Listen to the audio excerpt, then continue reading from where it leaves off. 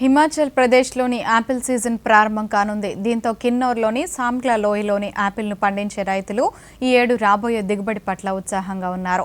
బహుళ ప్రజాదరణ పొందిన కిన్నౌర్ యాపిల్పై ప్రత్యేక కథనాన్ని ఇప్పుడు చూద్దాం.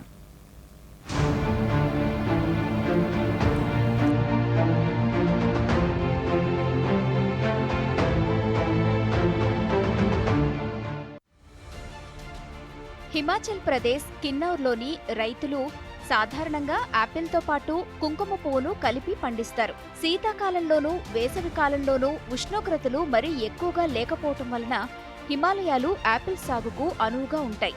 కాబట్టి సహజమైన తీపితో ఉండటమే కాకుండా ఎక్కువ కాలం నిల్వ ఉండే స్వభావాన్ని కలిగి ఉంటాయి. ప్రధానమంత్రి నరేంద్ర మోదీ తన మన్ కీ బాత్ కార్యక్రమంలో కిన్నౌర్ యాపిల్ సాగుతో పాటు కుంకుమ పువ్వు సాగును ప్రశంసించారు. अब जब सेबों की चर्चा हो रही है तो आपने किन्नौरी सेब का नाम जरूर सुना होगा। सेब के लिए मशहूर किन्नौर में केसर का उत्पादन होने लगा है।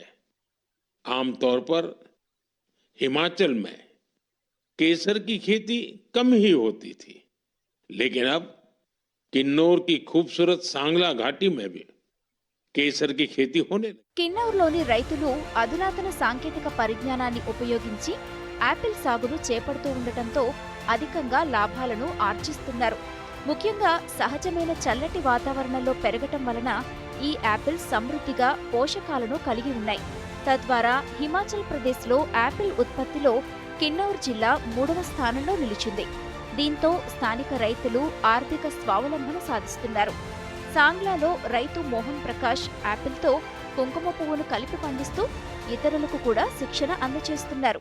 जैसे अभी प्रधानमंत्री श्री नरेंद्र मोदी जी ने हमारे किन्नौर वालों को ये मन की बात में ये कहा था कि किन्नौर में सेब के साथ लोग केसर भी उगा रहे हैं।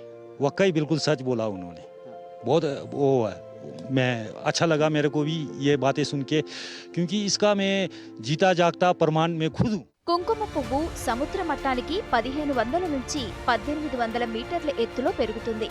జిల్లాలో కుంకుమ పువ్వు సాగును ప్రోత్సహించడానికి వ్యవసాయ శాఖ, సిఎస్ఐఆర్ సంయుక్తంగా వివిధ శిక్షణా శిబిరాలను కూడా నిర్వహిస్తున్నారు. భౌగోళికంగా కిన్నౌర్ వాతావరణం యాపిల్, కుంకుమ పువ్వు సాగుకు అనుకూలంగా ఉండటంతో స్థానిక రైతులు ఈ 2 పంటలను ఏకకాలంలో పండించి అధిక లాభాలను ఆర్జిస్తున్నారు.